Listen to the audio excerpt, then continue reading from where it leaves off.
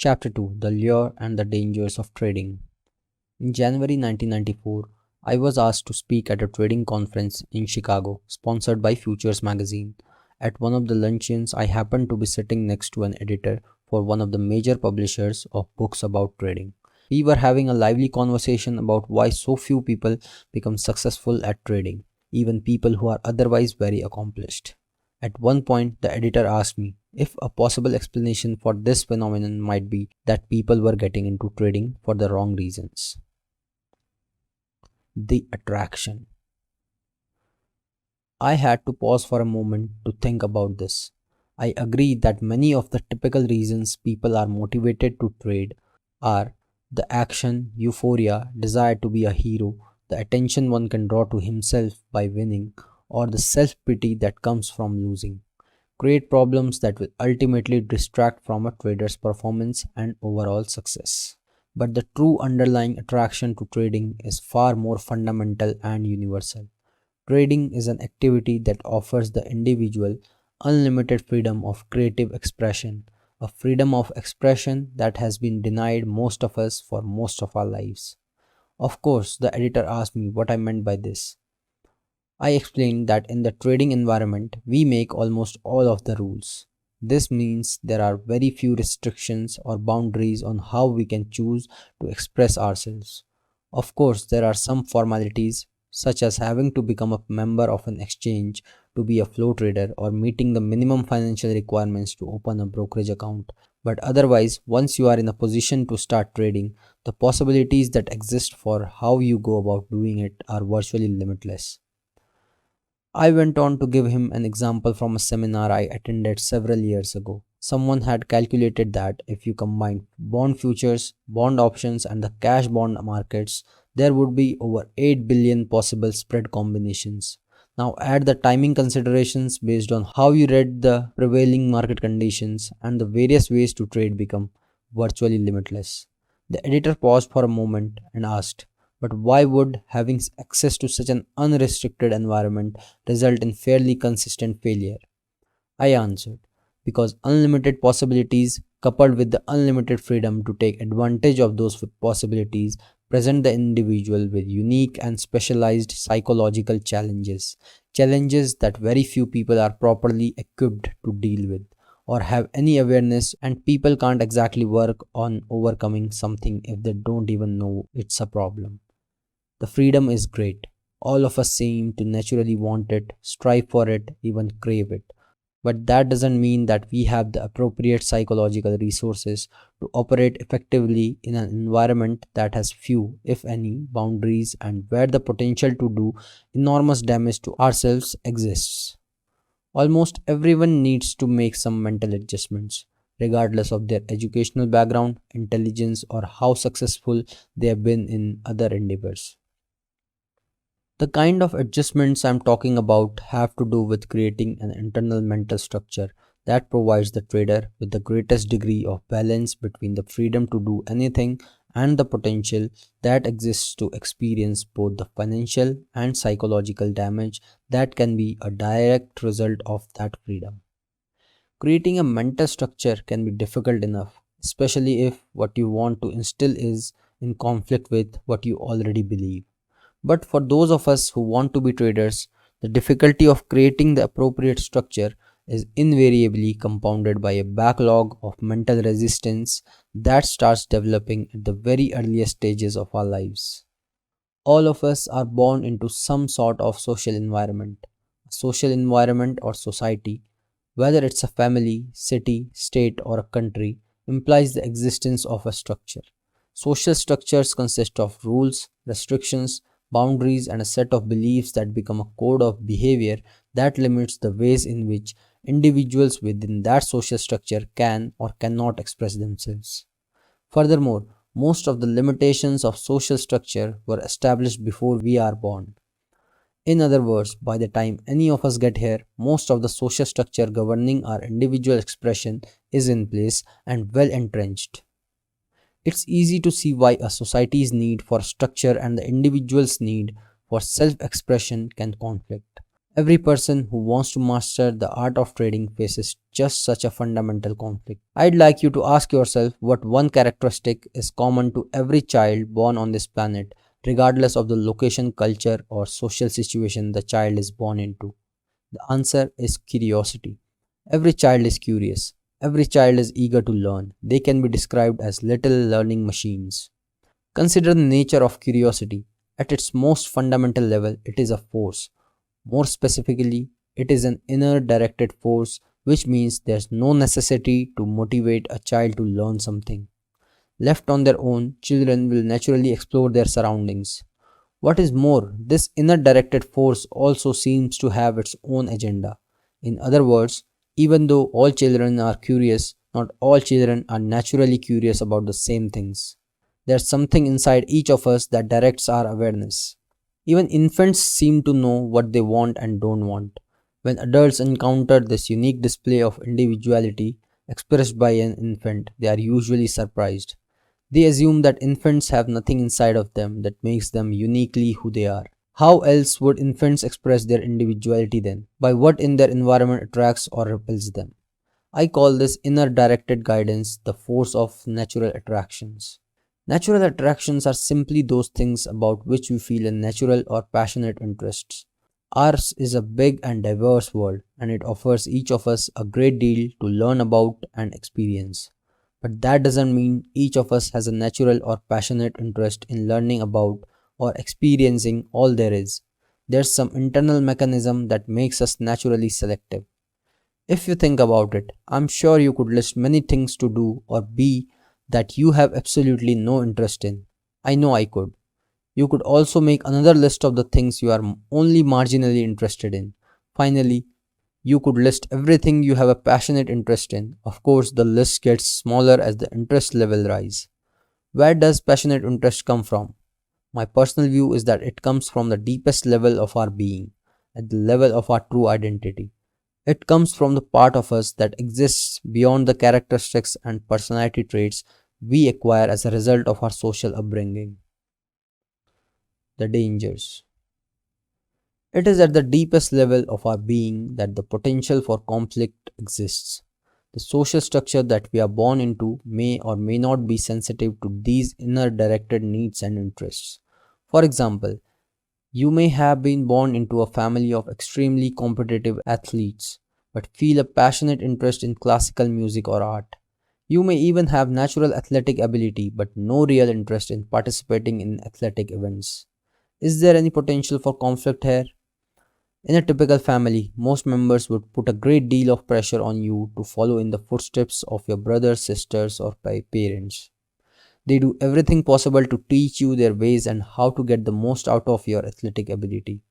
They discourage you from seriously pursuing any other interests. You go along with what they want because you don't want to be ostracized, but at the same time, doing what they want you to do just doesn't feel right. Although everything you have learned and been taught argues in favor of becoming an athlete, the problem is it doesn't feel like who you are. The conflicts that result from what we are taught about who we are supposed to be and the feeling that resonates at the deepest levels of our being is not at all uncommon. I would say that many, if not most people, grow up in a family and cultural environment that gives little, if any, objective, non-judgmental support to the unique ways in which we feel compelled to express ourselves. This lack of support is not simply an absence of encouragement. It can be as deep as the outright denial of some particular way in which we want to express ourselves. For example, let's look at common situation. A toddler who, for the first time in his life, notices this thing, which we call a vase, on the coffee table. He is curious, which means there is an inner force that's compelling him to experience this object. In a sense, it's as if this force creates a vacuum in his mind that has to be filled with the object of his interest. So he focuses on the vase and with deliberate intent crawls across the vast expanse of the living room floor to the coffee table. When he gets there, he reaches up to the edge of the table to pull himself to his feet. With one hand firmly on the table to maintain his balance, his other hand reaches out to touch this thing he has never experienced. Just at that moment, he hears a scream from across the room. "No, don't touch that." Startled, the child falls back on his butt and begins to cry. Obviously, this is a very common occurrence and one that is completely unavoidable. Children have absolutely no concept of how they can injure themselves or how valuable something like a vase can be. In fact, learning what is safe and what isn't and the value of things are important lessons the child must learn. However, there are some extremely important psychological dynamics at work here that have a direct effect on our ability to create the kind of discipline and focus necessary to trade effectively later in life. What happens when we are denied the opportunity to express ourselves in the way we want to, or we are forced to express ourselves in a way that doesn't correspond with natural selection process? The experience creates an upset. Being upset implies an imbalance. But what exactly is out of balance? For something to be out of balance, there has to be something that's in balance or in equal proportion in the first place.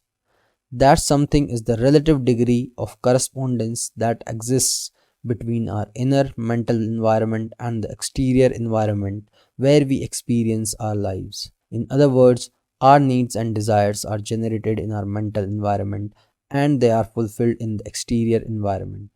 If these two environments are in correspondence with one another, we are in a state of inner balance and we feel a sense of satisfaction or happiness. If these environments are not in correspondence, we experience dissatisfaction, anger, and frustration, or what is commonly referred to as emotional pain. Now, why would not getting what we want or being denied the freedom to express ourselves in some particular way cause us to experience emotional pain? My personal theory is that needs and desires create mental vacuums. The universe in which we live has a natural tendency to not tolerate a vacuum and moves to fill it whenever one exists. Suck the air out of a bottle and your tongue and lips will stick to the mouth of the bottle because you have created an imbalance, a vacuum, which now must be filled. What are the dynamics behind the expression? Necessity is the mother of all invention. The recognition that a need creates a mental vacuum that the universe will fill with inspiring thoughts if your mind is receptive. The thoughts in turn can inspire movement and expression that result in the fulfillment of that need. In this respect, I think our mental environment works like the universe at large. Once we recognize a need or desire, we move to fill the vacuum with an experience in the exterior environment. If we are denied the opportunity to pursue the object of this need or desire, it literally feels as if we are not whole or that something is missing, which puts us into a state of imbalance or emotional pain. Take a toy away from a child who is not finished playing with it, regardless of how good your reasons may be for doing so, and the universal response will be emotional pain. By the time we are 18 years old, we have been on earth approximately 6,570 days. On average, how many times per day does the typical child hear statements like, "No, no, you can't do that. You can't do it that way. You have to do it this way. Not now. Let me think about it. I'll let you know. It can't be done. What makes you think you can do it? You have to do it. You have no choice." These are just a few of the relatively nice ways in which all of us are denied individual expression as we grow up. Even if we only heard such statements once or twice a day, that still adds up to several thousand denials by the time we reach adulthood. I call these lands of experiences denied impulses. To learn impulses that are based on an inner need, originating from the deeper part of our identity, from the natural selection process. What happens to all of these impulses that have been denied and left unfulfilled? Do they just go away?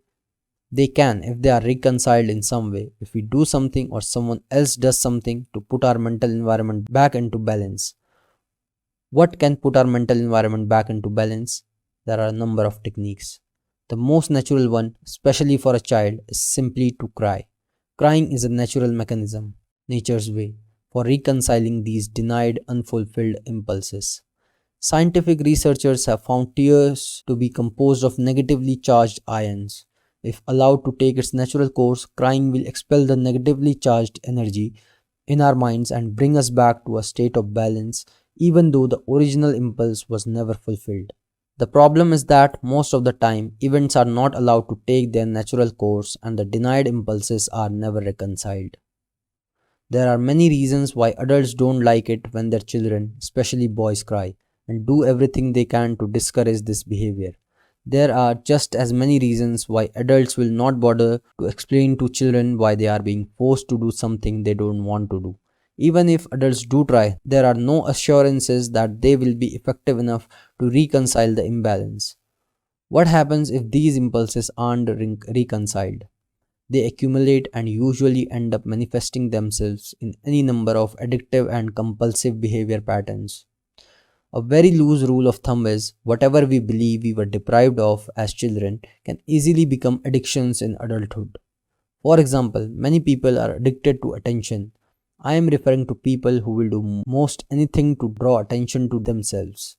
The most common reason for this is that they believe they either didn't get enough attention when they were young or didn't get it when it was important to them.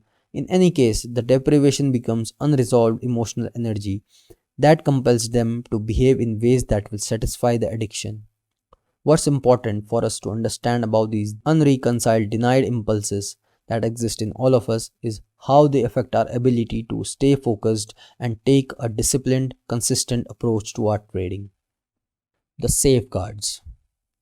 To operate effectively in the trading environment, we need rules and boundaries to guide our behavior. It is a simple fact of trading that the potential exists to do enormous damage to ourselves, damage that can be way out of proportion to what we may think is possible. There are many kinds of trades in which the risk of loss is unlimited. To prevent the possibility of exposing ourselves to damage, we need to create an internal structure in the form of specialized mental discipline and a perspective that guides our behavior so that we always act in our own best interests. This structure has to exist within each of us because, unlike society, the market doesn't provide it. The markets provide structure in the form of behavior patterns that indicate when an opportunity to buy or sell exists. But that's where the structure ends, with a simple indication. Otherwise, from each individual's perspective, there are no formalized rules to guide your behavior. There aren't even any beginnings, middles, or endings as there are in virtually every other activity we participate in. This is an extremely important distinction with profound psychological implications. The market is like a stream that is in constant motion. It doesn't start, stop, or wait.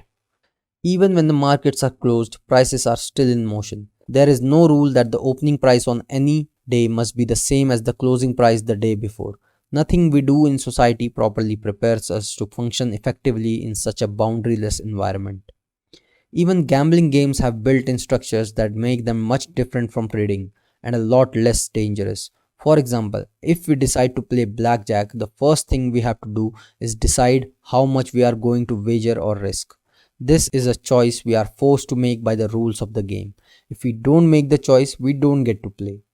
In trading, no one except yourself is going to force you to decide in advance what your risk is. In fact, what we have is a limitless environment where virtually anything can happen at any moment, and only the consistent winners define their risk in advance of putting on a trade.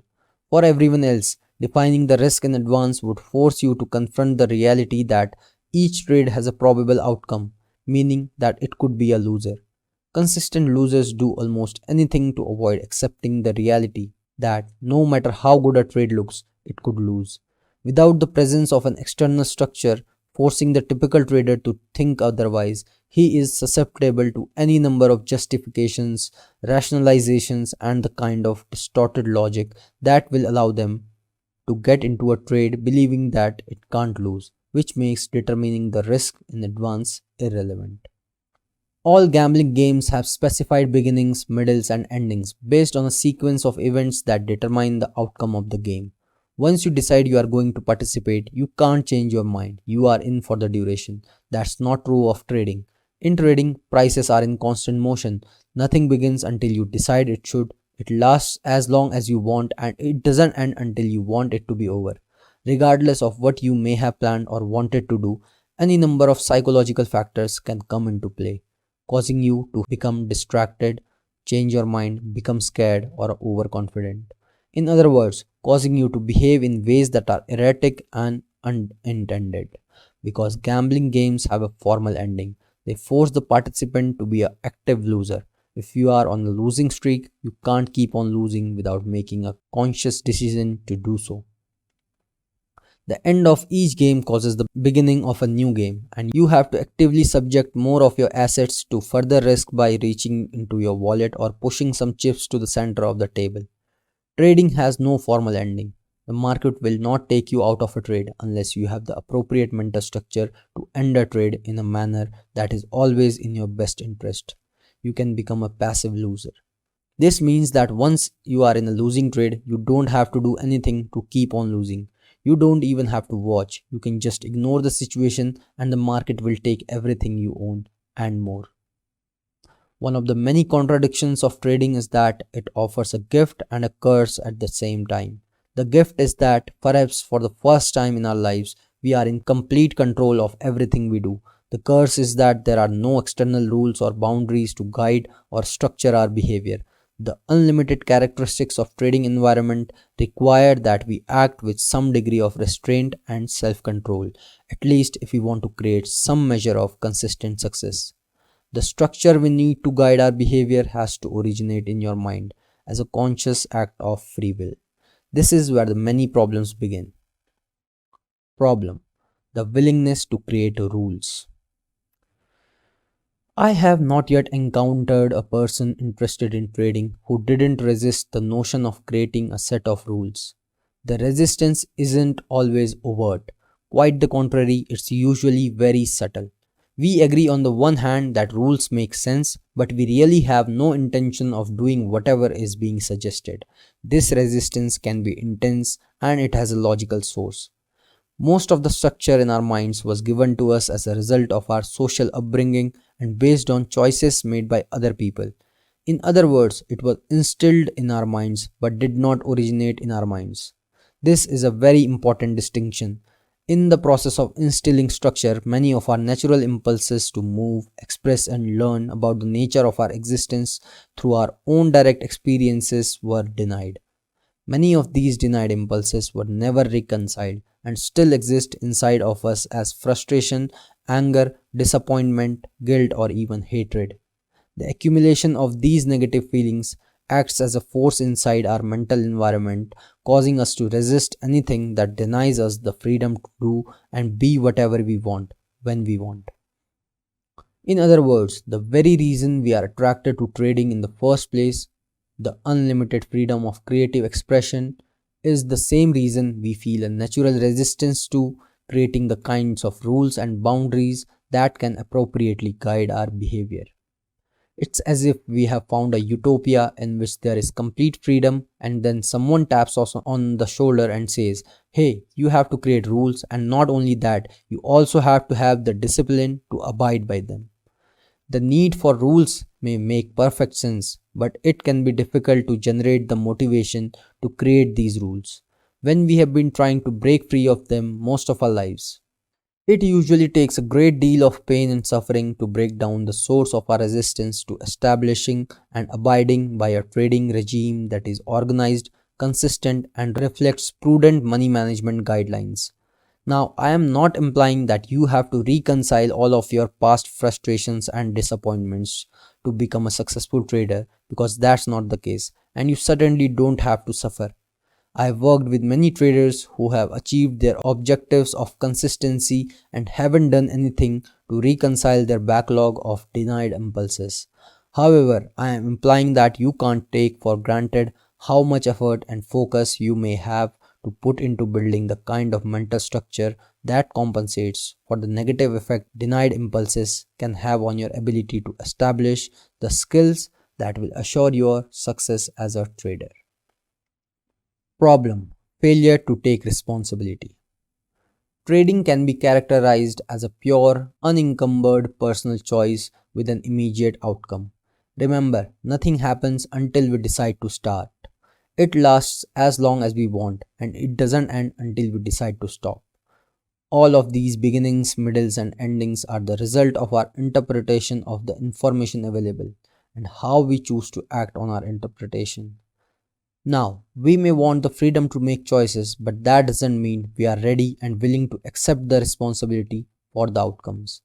Traders who are not ready to accept responsibility for the outcomes of their interpretations and actions will find themselves in a dilemma.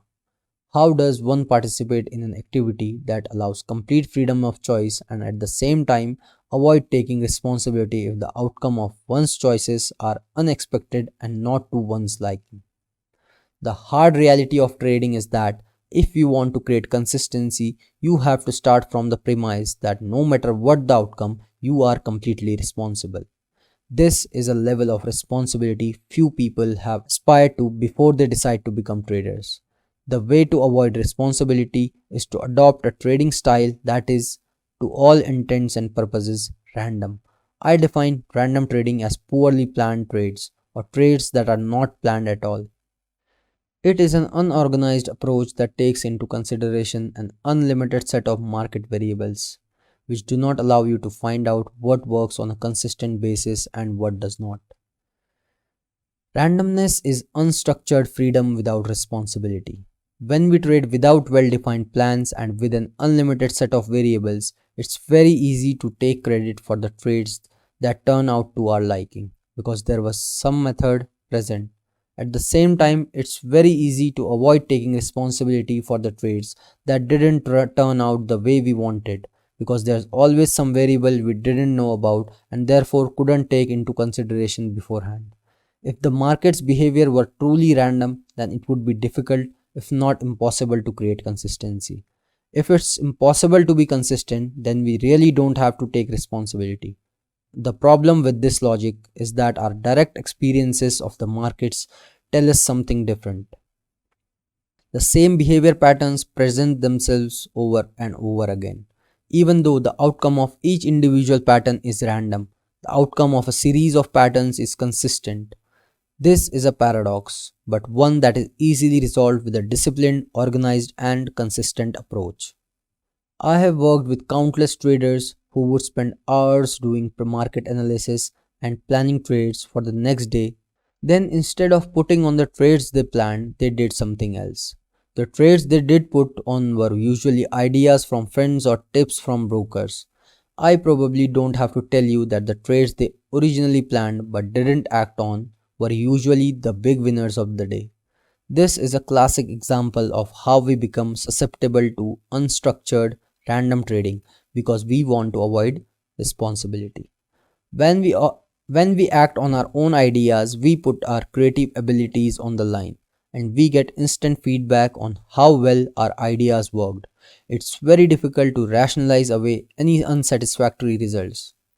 On the other hand, when we enter an unplanned random trade, it's much easier to shift the responsibility by blaming the friend or the broker for their bad ideas. There's something else about the nature of trading that makes it easy to escape the responsibility that comes with creating structure in favor of trading randomly. It is the fact that any trade has the potential to be a winner, even a big winner. That big winning trade can come your way whether you are a great analyst or a lousy one, whether you do or don't take responsibility. It takes effort to create the kind of disciplined approach that is necessary to become a consistent winner. But as you can see, it's very easy to avoid this kind of mental work in favor of trading with an undisciplined, random approach. Next problem: addiction to random rewards. Several studies have been done on the psychological effects of random rewards on monkeys. For example, if you teach a monkey to do a task and consistently reward it every time the task is done, the monkey quickly learns to associate a specific outcome with the efforts. If you stop rewarding it for doing the task within a very short period of time, the monkey will simply stop doing the task. It won't waste its energy doing something that it has now learned it won't be rewarded for. However, the monkey's response to being cut off from the reward is very different if you start out on a purely random schedule instead of a consistent one. When you stop offering the reward, there's no way the monkey can know that it will never be rewarded again for doing that task. Every time it was rewarded in the past, the reward came as a surprise. As a result, from the monkey's perspective, there is no reason to quit. The monkey keeps on doing the task even without being rewarded for doing it. Some will continue indefinitely. I am not sure why we are susceptible to becoming addicted to random rewards.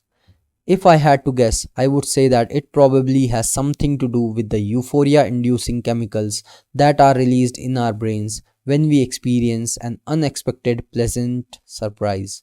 If a reward is random, we never know for sure if and when we might receive it. So, expanding energy and resources in the hope of experiencing that wonderful feeling of surprise again isn't difficult. In fact, for many people, it can be very addicting. On the other hand, when we expect a particular outcome and it doesn't come about, we are disappointed and feel bad. If we do it again and get the same disappointing outcome, it isn't likely that we will keep doing something we know will cause us emotional pain. The problem with any addiction is that it leaves us in a state of choicelessness. To whatever degree the addiction dominates our state of mind, to that same degree our focus and efforts will be geared toward fulfilling the object of that addiction. Other possibilities that exist in any given moment to fulfill other needs, like the need to trust ourselves and not to subject too many of our assets to risk, are either ignored or dismissed. We feel powerless to act in any other way than to satisfy the addiction. An addiction to random rewards is particularly troublesome for traders because it is another source of resistance to creating the kind of mental structure that produces consistency. Next problem: external versus internal control. Our upbringing has programmed us to function in a social environment, which means we have acquired certain thinking strategies for fulfilling our needs, wants, and desires that are geared toward social interaction. Not only have we learned to depend on each other to fulfill the needs, wants, and desires we cannot fulfill completely on our own, but in the process, we have acquired many socially based controlling and manipulating techniques for assuring that other people behave in a manner that is consistent with what we want. The markets may seem like a social endeavor because there are so many people involved, but they are not. If in today's modern society we have learned to depend on each other to fulfill basic needs, then the market environment, even though it exists in the midst of modern society, can be characterized as a psychological wilderness, where it's truly every man or woman for himself or herself. Not only can we not depend on the market to do anything for us, but it is extremely difficult, if not impossible, to manipulate or control anything that the market does. Now, if we have become effective at fulfilling our needs, wants, and desires by learning how to control and manipulate our environment, but suddenly find ourselves as traders in an environment that does not know, care, or respond to anything that is important to us, where does that leave us? You are right if you set up the proverbial creek without a paddle. One of the principal reasons so many successful people have failed miserably at trading is that their success is partly attributable to their superior ability to manipulate and control the social environment to respond to what they want. To some degree, all of us have learned or developed techniques to make the external environment conform to our mental environment. The problem is that none of these techniques work with the market. The market doesn't respond to control and manipulation unless you are a very large trader. However, we can control our perception and interpretation of market information as well as our own behavior. Instead of controlling our surroundings so they conform to our idea of the way things should be, we can learn to control ourselves. Then we can perceive information from the most objective perspective possible and structure our mental environment so that we always behave in a manner that is in our own best interest.